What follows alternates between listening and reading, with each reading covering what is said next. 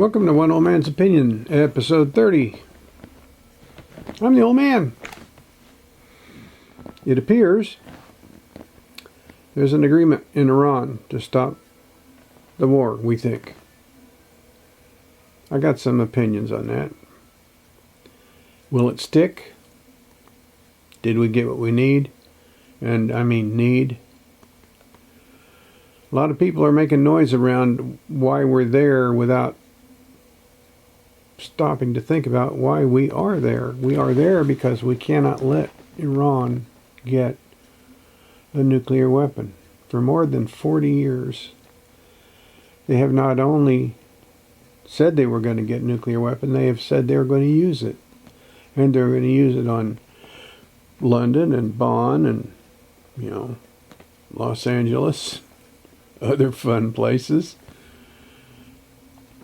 We can't let that happen. And our wimpy, wussy friends in Europe aren't willing to admit that, or, so they won't help. But it has to be done, so we get to do it. Anyway, there's a memo of understanding already been signed and to be signed again in a couple days. I'm recording this on Wednesday. It should be happening on Friday. And what remains is, will the Straits of Hormuz be left open for the world to get their oil out of? And will the Iranians give up their pursuit of nuclear weapons? That's the two things we really need out of that.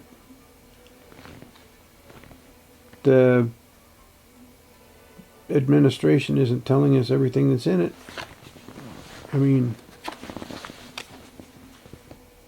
they could put everything we need on a card this size. We won't know until they sign it officially in Geneva what's actually in it. And even then, we don't know if the Iranians, let's say for just for the sake of conversation, that we actually get what we need.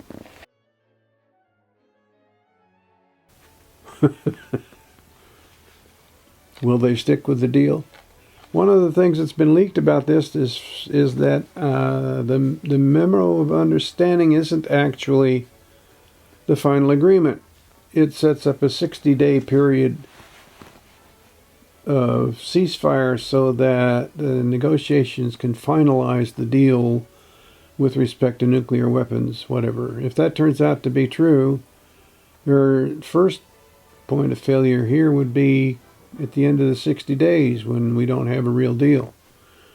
And given the history of the way the Iranians do things, they haven't kept a deal where they actually had to do anything in 40 years. So their track history says it's okay to be skeptical. And if they do sign a real binding agreement, will they keep it? Not in my opinion. They'll break the deal at the first opportunity. Like at the end, at the midterm elections, if Trump loses Congress and the Democrat, the Marshmallow Party gets reelected, gets control of Congress, they pull all of Trump's teeth, and we're back to Iran threatening the world and nothing we can do about it. Or the next president, because Trump only has 2 more years, and it can't be Trump. Who will it be? Let's say it's either Vance or Rubio. They're good guys, but what if it's not them? What if the mainstream media succeeds in demonizing Trump enough that the Republicans don't keep the White House?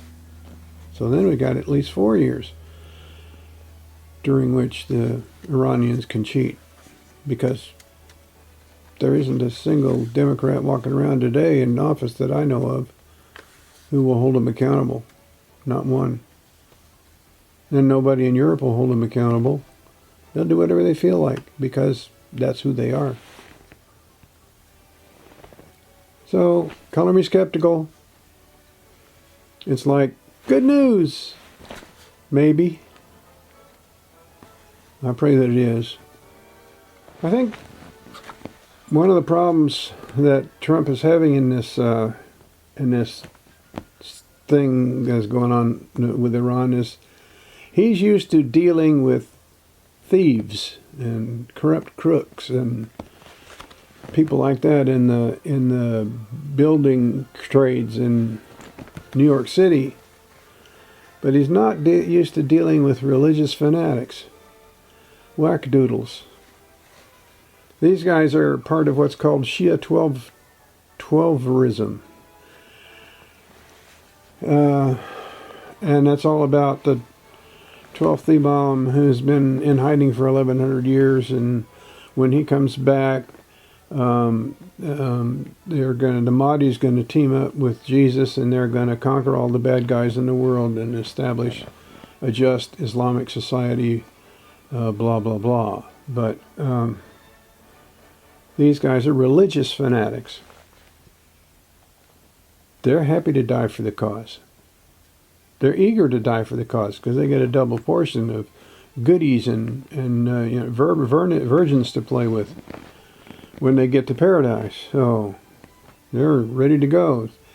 It's why we killed off their leadership twice, the whole shebang.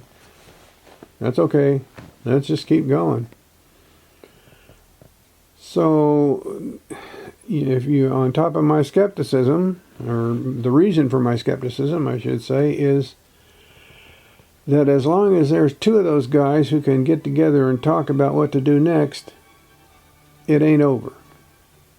And that's why I think they'll cheat. If they get an opportunity. There's currently a struggle going on for power in Iran. If the 12-ists, whatever they're called, regain control, here we go again. That's why I'm a skeptic. So I'll give you one last thought, or not directly related, but it's a good one to have anyway. From 1 Corinthians, be on your guard. Stand firm in the faith. Be courageous. Be strong. Do everything in love. 1 Corinthians 16, 13 and 14.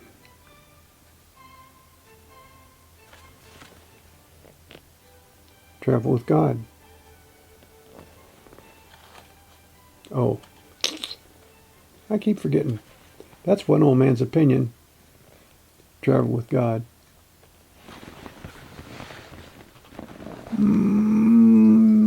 Like, subscribe, and share.